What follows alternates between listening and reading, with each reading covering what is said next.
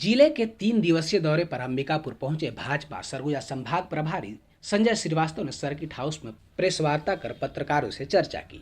Press वार्ता के दौरान संभाग प्रभारी ने कांग्रेस सरकार पर जमकर निशाना साधा और आने वाले विधानसभा चुनाव में कांग्रेस की सत्ता जाने की बात कही। छत्तीसगढ़ प्रदेश में विधानसभा चुनाव को कुछ ही महीने बाकी हैं। ऐसे में सत्ता पक्ष कांग्रेस और विपक्षी दल भाजपा सहित विभिन्न पार्टियों द्वारा लगातार प्रदेश भर का दौरा कर अपने अपने दल के जीतने का दावा किया जा रहा है। अपने 3 दिवसीय प्रवास पर अंबिकापुर पहुंचे भाजपा सरगुजा संभाग प्रभारी संजय श्रीवास्तव ने अपने प्रवास को लेकर जानकारी साझा करते हुए बताया कि बीते 1 वर्ष से भारतीय जनता पार्टी के द्वारा बूथों की रचना को लेकर प्रदेश सहित पूरे देश में काम किया जा रहा है। भाजपा का सबसे बड़ा आधार बूथ, मंडल व शक्ति केंद्र के कार्यकर्ता होते हैं। बीजेपी संगठन आधारित, कार्यकर्ता आधारित पार्टी है, कांग्रेस जैसे नेता आधारित पार्टी नहीं है। वहीं संभाग प्रभारी ने 2018 में हुए विधानसभा चुनाव में बनाए गए जन घोषणा पत्र को लेकर सरकार पर निशाना साधते हुए कहा कि 15 वर्ष छत्तीसगढ़ में भाजपा की सरकार काबिज रही। इसके बाद कांग्रेस ने सुनियोजित तरीके से षड्यंत्र रचकर सभी मुद्दों को रखा और प्रदेश की जनता से कई लोग लुभावने वादे किए, मगर सरकार किए गए वादे पर खरा नहीं उतर सकी। भूपेश बघेल की सरकार के समय कोई एक ऐसा मंत्री नहीं, इंक्लूडिंग मुख्यमंत्री, जो भ्रष्टाचार में लिप्त नहीं है। सरगुजा के जो सीतापुर क्षेत्र के विधायक हैं, मंत्री हैं अमरजीत भगत, विगत दिनों आप लोगों ने मीडिया के अंदर में देखा कि किस तरीके का जमीन का घोटाला, अर्थात सरकारी जमीन की जो लूट, जो हमारा हमेशा से आरोप रहता है कि जब जब कांग्रेस की सरकार आती है प्रदेश के अंदर में, देश के अंदर में लूटपाट का काम जिस तरीके से होता है, उसका शानदार उदाहरण माननीय मंत्री जी के क्षेत्र में दिखाई दिया। माननीय मंत्री जी का पीए सरकारी जमीन को अपने नाम पर आवंटित कर लेता है एक समूह विशेष के साथ में मिलकर, जो भूमाफिया हैं। मुझे लगता है इस बात का एहसास अमरजीत भगत जी सहित कांग्रेस के सभी नेता, विधायक, मंत्रियों को हो चुका है कि सरकार अब जानी है, इस तरह की चीज़ों को कर रहे हैं। और मैं ये कह सकता हूं कि किसी मंत्री के पीए या फिर उनके जो कार्यकर्ता हैं, उनकी इतनी बड़ी बखत नहीं होती कि बगैर मंत्री या बगैर सरकार के संरक्षण में इस तरह के बड़े कामों को अंजाम दे सकें, क्योंकि ये सब चीज़ें खुली ही हैं, ये छुपेगी नहीं चीज़ें। लेकिन बावजूद इसके जान के यदि इस तरह का घपला हो रहा है तो निश्चित रूप से उसमें मंत्री का भी संरक्षण है, मंत्री का भी इन्वॉल्वमेंट है।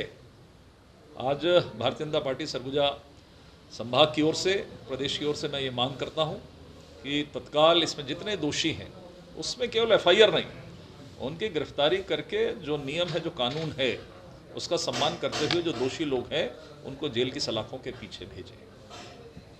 वहीं 2018 के चुनाव में जन घोषणा पत्र की अध्यक्षता करने वाले टीएस बाबा को मुख्यमंत्री नहीं बनाए जाने को लेकर भी संभाग प्रभारी ने बयान दिया है, जिसमें सरगुजा संभाग के लोगों को ठगे जाने की बात कही है। साथ ही प्रदेश के मुख्यमंत्री भूपेश बघेल और स्वास्थ्य मंत्री टीएस सिंहदेव के बीच प्रतिद्वंद्विता और आपसी गुटबाजी से सरगुजा की जनता को काफी नुकसान उठाना पड़ रहा है।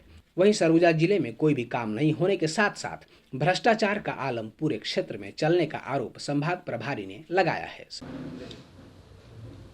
भूपेश बघेल की सरकार के समय कोई एक ऐसा मंत्री नहीं, इंक्लूडिंग मुख्यमंत्री, जो भ्रष्टाचार में लिप्त नहीं है।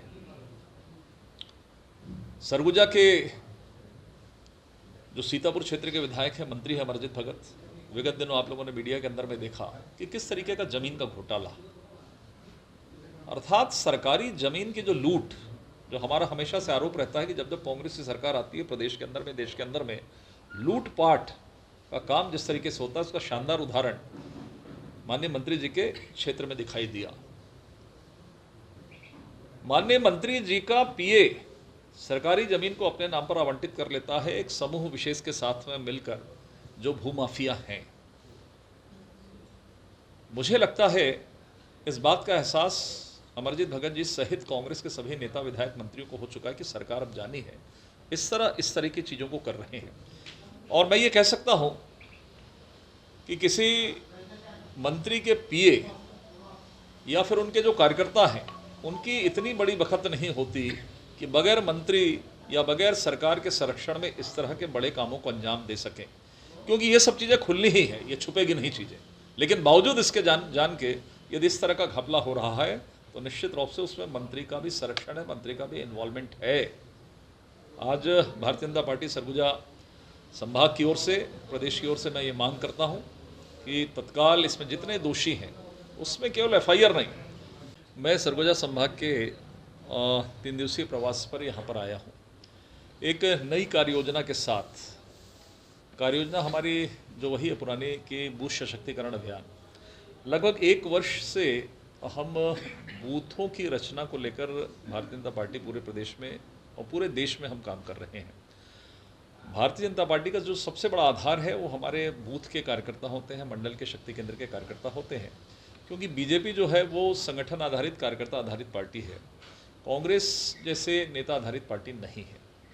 इसलिए इसको एक अंतिम रूप प्रदान करने के लिए एक लगभग 31 मई तक हम इस बूथ सशक्तिकरण अभियान अर्थात पूरे प्रदेश के जो 23,681 जो हमारे बूथ हैं उस पर हमारी 25-30 जो सदस्यीय जो कमेटी है वो लगभग पूर्णता की ओर रहेगी। 31 मई को हम समाप्त करेंगे 100% के साथ में।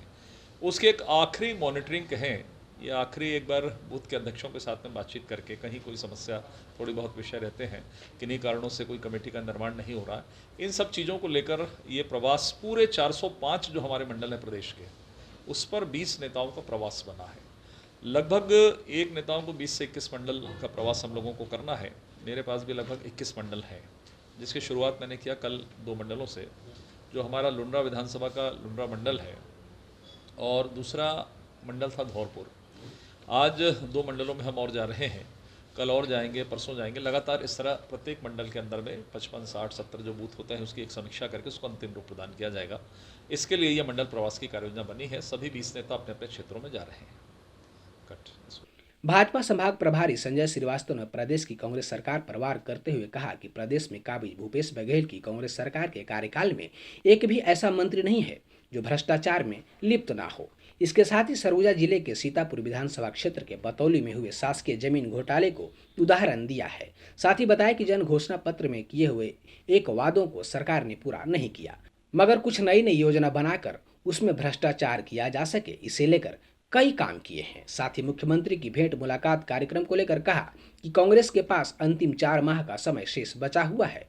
भेंट मुलाकात के परिणाम सामने आ रहे हैं। जिन लोगों से मुलाकात किया जा रहा है और जिन लोगों के साथ फोटो सामने आ रहे हैं वह कहीं ना कहीं भ्रष्टाचार में दिखाई दे रहे हैं।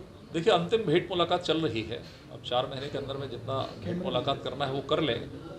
भेंट मुलाकात के परिणाम यही आ रहे हैं कि किन लोगों से भेंट कर रहे हैं, जिन जिन से भेंट कर रहे हैं, जिन जिन के साथ में फोटोज आ रही है, वो सब कहीं ना कहीं भ्रष्टाचार में दिखाई दे रहे हैं। तो आखिर मामला क्या है?